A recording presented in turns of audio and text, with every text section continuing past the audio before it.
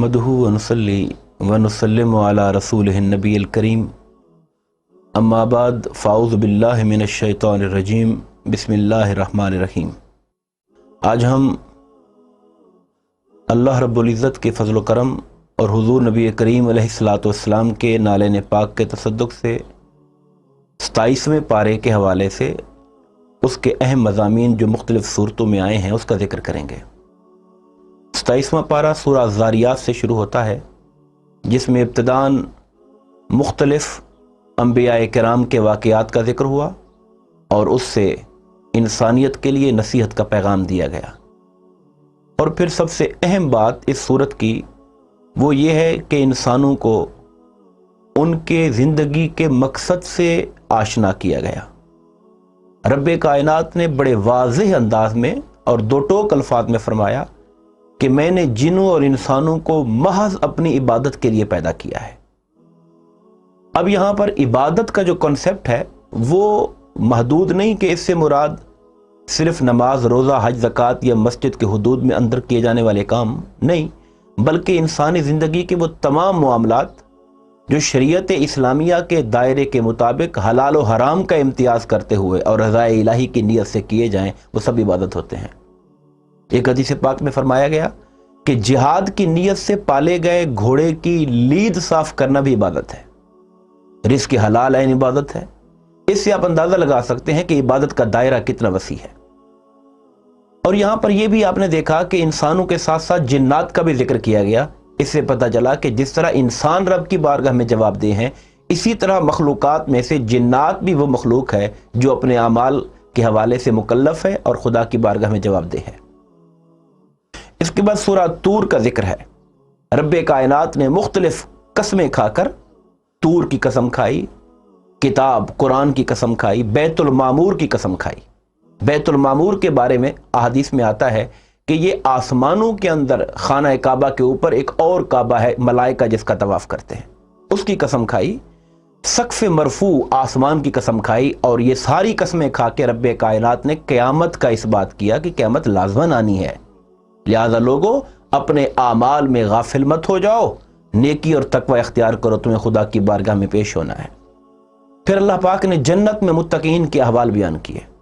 मैं उसका जिक्र तफसील से करना चाहूँगा ताकि आज इस दुनिया में रहते हुए हमें इस रब के कलाम से उन लोगों के अहवाल का पता चले जो जन्नत में बैठे होंगे, ताकि अगर हम ये चाहते हैं कि हम भी अहले जन्नत में से हो जाएं तो फिर हमें उनके जैसे आमाल की तरफ मुतवज्जे होना होगा। अल्लाह पाक फरमाते हैं कि अहले जन्नत जन्नतों के अंदर नेमतों वाली जन्नतों में होंगे, वो रब की नेमतों के मिलने पर खुश होंगे और अजाब से बचने पर खुश होंगे। यानी उनकी जो कैफियत होगी, आप अंदाज़ा लगाएं कि जिस शख्स को ये गारंटी मिल जाए कि अब मैं अजाब जहन्नम से बचा लिया गया और जन्नत में दाखिल हो गया, उससे बढ़कर कायनात में खुश कौन हो सकता है और उससे बढ़कर कामयाब कौन हो सकता है। फिर फरमाया उन्हें हुक्म होगा कि तुम खूब मज़े लेकर खाओ, ये जन्नत तुम्हारे लिए है। और फिर यहाँ पर वो अपने खाने पीने के साथ साथ उनके लिए तख्त बिछे होंगे, उनके दोस्त, उनके अहले ख़ानदान, उनके भाई आसपास बैठे होंगे, सारे मिलजुल कर हंसी और मुख्तलिफ़ किस्म के अशगाल के अंदर मसरूफ़ होंगे और रब की नेमतों पर शुक्र बजा लाने वाले होंगे। अल्लाह फरमाता है हुरैन से उनका निकाह करेंगे।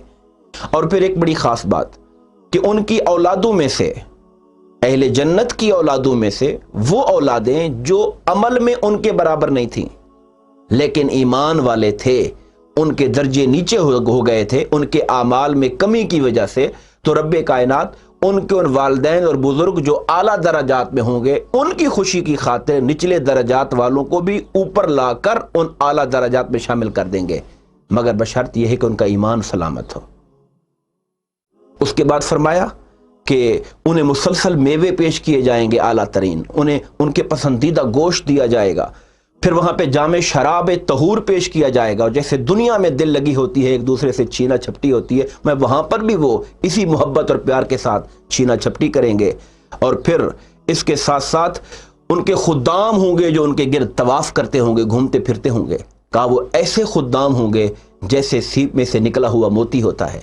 दुनिया में तो खादिम کہ لباس اچھے نہیں ہوتے یا ان کو وہ اس معیار کے نہیں ہوتے کہ جہاں پر آپ ان سے اطمینان بخش ان کی سنگت کو محسوس کریں، مگر وہاں فرمایا نہیں، وہ ایسے خدام ہوں گے جن پہ یہ گمان نہیں ہوگا، بلکہ وہ تو اس طرح موتیوں کی طرح شفاف ہوں گے۔ پھر اہل جنت باہم گفتگو کریں گے، اور یہ گفتگو قابل غور ہے۔ وہ آپس میں یہ کہیں گے کہ ہم تو اپنے اہل خانہ میں دنیا میں ڈرتے رہتے تھے کہ کہیں ایسا نہ ہو کہ ہمارے اعمال رد کر دیے جائیں، ہم خدا کی بارگاہ میں کامیاب ہو سکیں یا نہ ہو سکیں۔ آج اللہ کا شکر ہے، اس نے احسان کیا، ہمیں جہنم سے بچا لیا۔ پتہ چلا کہ جو اہل جنت ہیں یہ وہ لوگ تھے جو دنیا میں اپنے اعمال پر فکر مند رہا کرتے تھے اور سوچتے رہتے تھے کہیں ایسا نہ ہو کہ ہم رب کے حضور ناکام ہو جائیں۔ اور پھر وہ کہیں گے کہ ہم تو اللہ کے حضور یہ دعائیں کیا کرتے تھے کہ رب کائنات ہمارے اعمال کو قبول کر۔ شکر ہے اللہ نے ہماری دعائیں قبول کر لی اور ہمیں اہل جنت میں شامل فرما دیا۔ اور پھر آخر میں حضور علیہ الصلوۃ والسلام کو کفار کے ظلم و ستم پر اور ان کی طرف سے جو آزمائشیں اس پہ تسلی دی جا رہی ہے، اے حبیب صلی اللہ علیہ وسلم، اگر کافر لوگ اور منکرین آپ کا کہنا نہیں مان رہے اور دین کو قبول نہیں کر رہے، آپ پریشان نہ ہوں، وصبر، صبر کیجئے اللہ کے حکم پر، فَإِنَّكَ بِأَعْيُنِنَا، آپ تو ہماری آنکھوں میں بستے ہیں، ہم ہر لمحہ آپ کے ساتھ ہوتے ہیں، کوئی اور ہو یا نہ ہو آپ کا رب آپ کے ساتھ ہوتا ہے۔ اور آپ اپنے رب کی ذکر کیا کریں، یاد میں رہا کریں اور اپنے رب کی تسبیح کرتے رہا کریں۔ پھر سورہ نجم کا بیان آتا ہے۔ اس کے بعد سورہ نجم کا آغاز حضور علیہ الصلوۃ والسلام کے معراج پاک سے متعلق آیات سے ہوتا ہے۔ آقا کے معراج کے دو مرحلے تھے۔ ایک مرحلہ وہ تھا جس میں سرکار دو عالم صلی اللہ علیہ وسلم مکہ سے بیت المقدس کی طرف گئے، مسجد اقصیٰ تک، اس کا بیان سورہ بنی اسرائیل میں ہو چکا۔ پھر اس کے بعد اگلا مرحلہ مسجد اقصیٰ سے آسمانوں کا سفر، آسمانوں سے ساتویں آسمان سے آگے سدرۃ المنتہا تک کا سفر، سدرۃ المنتہا سے لامکان کا سفر، پھر لامکان سے آگے مقام کعبہ قوسین او ادنا تک کا سفر اور رب کائنات کا دیدار کرنا۔ یہ سارا بیان جو ہے یہ سورہ نجم کے اندر آیا ہے۔ اور پھر اس میں یہ بھی کہا گیا کہ ہر شخص انفرادی طور پر اپنے عمل کا خود ذمہ دار ہے، کوئی بوجھ اٹھانے والا دوسرے کا بوجھ نہیں اٹھائے گا، ہر شخص کو اپنے اعمال کی جواب دہی خدا کے حضور میں خود پیش کو کرنی ہے۔ پھر سورہ القمر ہے، قمر کا معنی چاند ہوتا ہے۔ اس میں آقا نامدار کے معجزہ شق القمر کا بیان ہوا کہ کفار کے مطالبے پر آقا نامدار نے 14ویں کی رات کو اپنی انگل سے اشارہ کیا تو چاند دو ٹکڑے ہو گیا۔ بخاری و مسلم کی احادیث اس پر گواہ ہیں۔ اس کے بعد سورہ الرحمن آتی ہے۔ سورہ الرحمن میں رب کائنات نے، آپ دیکھتے ہوں گے کہ اس کی آیات فَبِأَيِّ آلَاءِ رَبِّكُمَا تُكَذِّبَانِ، تم اپنے رب کی کون کون سی نعمتوں کو جھٹلاؤ گے۔ اس میں مخاطب دو ہیں، انسان اور جنات۔ میں نے پہلے بھی ذکر کیا کہ انسانوں کے ساتھ جنات بھی وہ مخلوق ہے جو رب کائنات کی بارگاہ میں جواب دہ ہے، مکلف ہے۔ اور یہاں سورہ الرحمن کے اندر انسانوں کے ساتھ ساتھ بار بار جنات کو مخاطب کیا گیا، اور ایک جگہ پر واضح طور پہ کہا گیا کہ یا معشر الجن والانس، اے انسانوں اور جنوں کے گروہ، اگر تم میں یہ طاقت ہے کہ تم سرکشی کرتے ہوئے یا نافرمانی کرتے ہوئے رب کی بارگاہ سے، اس کی کائنات سے نکل سکتے ہو تو کوشش کر لو۔ تم جہاں بھی جاؤ گے اقتدار اسی کا ہوگا، سلطنت اسی کی ہوگی، طاقت اسی کی ہوگی، تم اس کی قدرت سے بچ نہیں سکو گے۔ اور پیغام دیا گیا کہ جب تم اس کی قدرت اور سلطنت سے باہر نکل نہیں سکتے، جو ہر جگہ اسی کی سلطنت ہے، پھر کیوں نہیں اس کے تابع فرمان ہو جاتے اور اس کے حکم کے مطابق زندگی کیوں نہیں گزارتے۔ اس کے ساتھ ساتھ پھر دنیا اور آخرت میں اللہ تعالیٰ کی جو نعمتیں ہیں ان کا بیان بڑی کثرت کے ساتھ سورہ الرحمن میں آیا، اور سورہ الرحمن کی خوبی اس کا بیان ہے، اس کو احادیث پاک میں عروس القرآن، قرآن پاک کی دلہن قرار دیا گیا۔ اس کے الفاظ کی خوبصورتی، اس کا انداز، اس کی نغمگی، اس کی ترنمگی، ان چیزوں کی وجہ سے اس کو عروس القرآن کا نام دیا گیا۔ اس کے بعد سورہ الواقعہ کا بیان ہے۔ سورہ الواقعہ کے اندر رب کائنات نے ایک چیز کو واضح کیا کہ جب قیامت کا دن آ جائے گا، قیامت کے دن انسان 3 گروہ میں بڑھ جائیں گے۔ ایک فرمایا اصحاب الیمین، دائیں والے۔ دایاں آپ جانتے ہیں ایک برکت کی علامت ہے۔ دائیں اور بائیں ہم جب اپنے ہاتھوں کو بھی دیکھتے ہیں تو دائیں کا استعمال ہم پازیٹیو چیز میں کرتے ہیں اور ان تمام امور میں جو مثبت ہوتے ہیں، اور بائیں کا استعمال وہاں کرتے ہیں جس کا تعلق قدر پاکیزگی کے ساتھ نہیں ہوتا۔ تو اصحاب الیمین بھی قرآن نے ان لوگوں کے لیے استعمال کیا جو قیامت کے دن جن کا اعمال نامہ ان کے دائیں ہاتھ میں دیا جائے گا، جن پہ اللہ تعالیٰ کی رحمت ہوگی، جو کامیاب ہو جائیں گے۔ ان کا ذکر فرمایا۔ پھر فرمایا کچھ اصحاب الشمال ہوں گے، بائیں والے، ان سے مراد وہ اہل جہنم ہیں جو اس دن ناکام ہو گئے، اور پھر دونوں کے کو ملنے والے اجر کا بیان کیا۔ ساتھ یہ بھی فرمایا کہ اصحاب الیمین ہیں، یہ بہت بڑی تعداد پچھلی لوگوں میں سے ہوگی، اور ایک بڑی تعداد اس کی آنے والے لوگ، یعنی اگر تقسیم کر دی جائے ادوار کی، کہ وہ لوگ جو دور نبوت کے اور آقا نامدار کے دور کے بعد صحابہ، تابعین اور تبع تابعین کا، اس میں سے بہت سے لوگ ہوں گے، اور اصحاب الیمین امت کا جو آخری حصہ ہے اس میں سے بھی بہت سے لوگ ہوں گے۔ پھر میں ایک تیسرا طبقہ ہوگا جس کو السابقون کہتے ہیں۔ السابقون کا معنی ہوتا ہے سبقت لے جانے والے، آگے نکل جانے والے، پہل کر لینے والے۔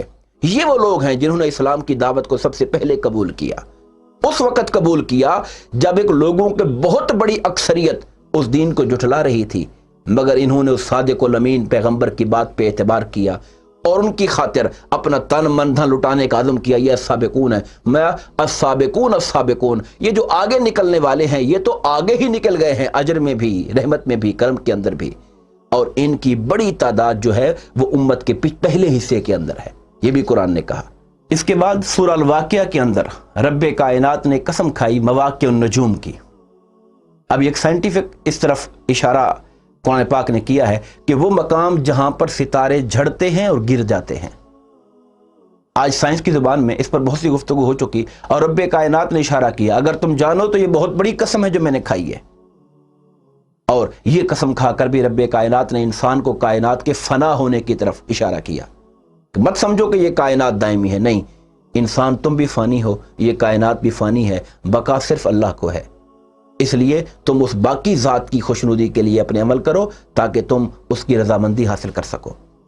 پھر آگے سورہ الحدید کا بیان ہے۔ سورہ الحدید کے اندر الحدید کا معنی ہوتا ہے لوہا۔ اس میں رب کائنات نے ذکر کیا کہ وَأَنزَلْنَا الْحَدِيدَ، ہم نے لوہے کو بھی اتارا، اس کے اندر بڑی سختی ہے اور وہ لوگوں کے بہت بڑے منافع اور کام آنے والی چیز ہے۔ پھر یہاں پر ایک حکم دیا گیا بطور خاص، انسان چونکہ مال سے بہت محبت کرتا ہے اور خرچ کرنا اتنا آسان نہیں ہوتا، اس لیے اللہ تعالیٰ پھر انسان کو مختلف چیزیں یاد کرواتا ہے۔ کبھی فرماتا ہے وَمِمَّا رَزَقْنَاهُمْ يُنْفِقُونَ، جو ہم نے ان کو دیا ہے اس میں سے خرچ کریں، تاکہ انسان کو یاد آئے کہ یہ میرا نہیں ہے، یہ اللہ کا دیا ہوا ہے۔ کبھی پھر اللہ تعالیٰ اس پہ انعامات کا ذکر کرتا ہے کہ تم اگر میری راہ میں ایک خرچ کرو گے میں کم سے کم 10 گنا، پھر 70 گنا بھی دے سکتا ہوں، میں 700 گنا بھی دیتا ہوں، اور جس کو چاہتا ہوں بے حساب بھی دیتا ہوں۔